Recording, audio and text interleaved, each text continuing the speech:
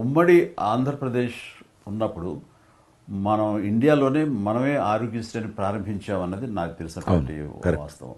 ఆ తర్వాత మిగతా రాష్ట్రాలు కూడా అది వ్యాపించింది అనేది చాలా ఇది. అలాంటి ఆరోగ్యశ్రీకి కిషన్ రెడ్డి గారే ఆద్యులు, అంకురార్పణ చేసిన వాళ్ళు అని బయట బాగా వెనుకడు ఉంది. ఆ తర్వాత ప్రభుత్వాలు పికప్ చేస్తాయి. అది ఎందుకు, ఎలాగా, అది మీరు ఎట్లా ఇనిషియేట్ చేశారు ఆరోగ్యశ్రీ అనేది? 2004 నేను ఎమ్మెల్యే అయినప్పుడు పేరున్న మందకృష్ణ మాదిక్ గారు, ఆయన వాళ్ళకు సంబంధించినటువంటి ఎస్సీ వర్గీకరణ మీద పోరాటం చేస్తూనే సామాజిక సమస్యల మీద కూడా పోరాటం చేసేవారు. దివ్యాంగులకు పెన్షన్ పెంచాలని ఆయన తిరుగుతున్నప్పుడు ఈ అనేక జిల్లాలలో గుండె జబ్బులు ఉన్నటువంటి పిల్లలు జన్మించేవాళ్ళు. వాళ్ళకు ఆ రోజు ఒక ఆపరేషన్ చేయాలంటే 10 లక్షలు, 12 లక్షలు, 13 లక్షలు అయ్యేది. పేదవాళ్ళకి అది అవకాశం ఉండేది కాదు. చాలామంది చనిపోయేవాళ్ళు కూడా. అప్పుడు రాజశేఖర రెడ్డి గారు ముఖ్యమంత్రిగా ఉన్నారు.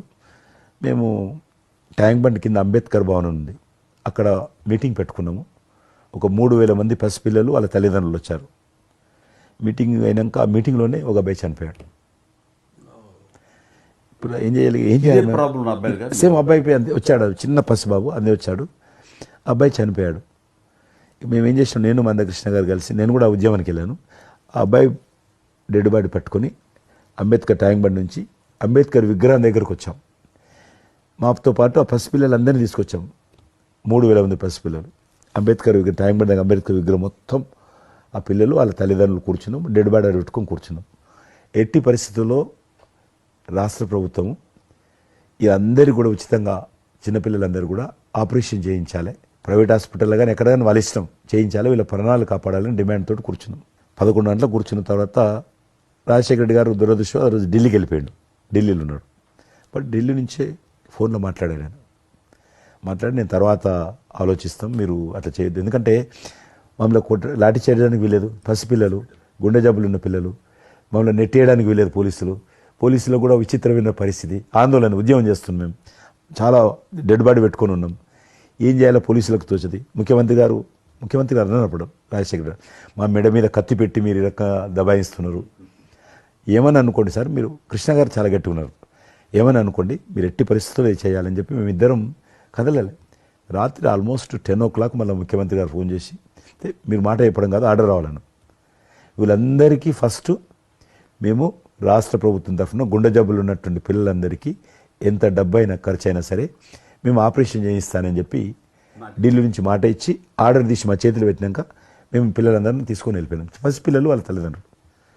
ఆ తర్వాత మళ్ళీ ముఖ్యమంత్రి గారు వచ్చిన తర్వాత మళ్ళీ మీటింగ్ పిలిచాడు. మమ్మల్ని పిలిచి ఈ రకంగా చేయడం తప్ప, మీరు నన్ను బెదిరించారు, బ్లాక్మెయిల్ చేశారు, ఆర్డర్ చేశారు, ఏమని అనుకోసారి మేము ప్రజల పిల్లల ప్రాణాలు కాపాడడం కోసం చేశాను తప్ప మీకు వ్యతిరేకంగా కాదు, ఇంకొకరు కాదు. అందులో బాబు చనిపోయాడు. తర్వాత ముఖ్యమంత్రి ఆలోచన చేసి డాక్టర్లను పిలిచి ఎట్లా చేద్దాము, అప్పుడు సర్వే చేయించాడు. వాళ్ళు గ్రామ పంచాయతీలో సర్వే చేస్తే 2 లక్షల మంది పిల్లలు ఉన్నారు ఒక్క ఆంధ్రప్రదేశ్లోనే. ఉభయ రాష్ట్రాల్లో గుండెకు జబ్బు హోల్ నుండి పుట్టినటువంటి వాళ్ళు 2 లక్షల మంది పిల్లలు ఉన్నారు. ఇంతమందికి నేను ఎట్లా చేస్తా అది ఇదని మళ్ళీ సర్వే వచ్చిన తర్వాత వెరిఫికేషన్ వచ్చిన లిస్ట్ తీశాడు, అంచనా వచ్చిన తర్వాత. అప్పుడు ఆయన ఇన్సూరెన్స్ ఏదైనా చేద్దామా అని, ఆయన డాక్టర్ కదా ఒరిజినల్గా, ఆయన డాక్టర్ వృత్తి, చదువుకున్నది MBBS. ఆయనకి ఈ విషయం బాగా తెలుసు కాబట్టి ఏం చేద్దామని ఆలోచన చేసి అప్పుడు ఇన్సూరెన్స్ పథకం ఆ పిల్లల కారణంగా, గుండె జబ్బులు ఉన్నటువంటి పిల్లల కారణంగా ఆ 2 లక్షల మందికి పిల్లలు ఇన్సూరెన్స్ చేయాలన్న వచ్చినటువంటి ఆలోచనే ఈ ఆరోగ్యశ్రీ పథకం.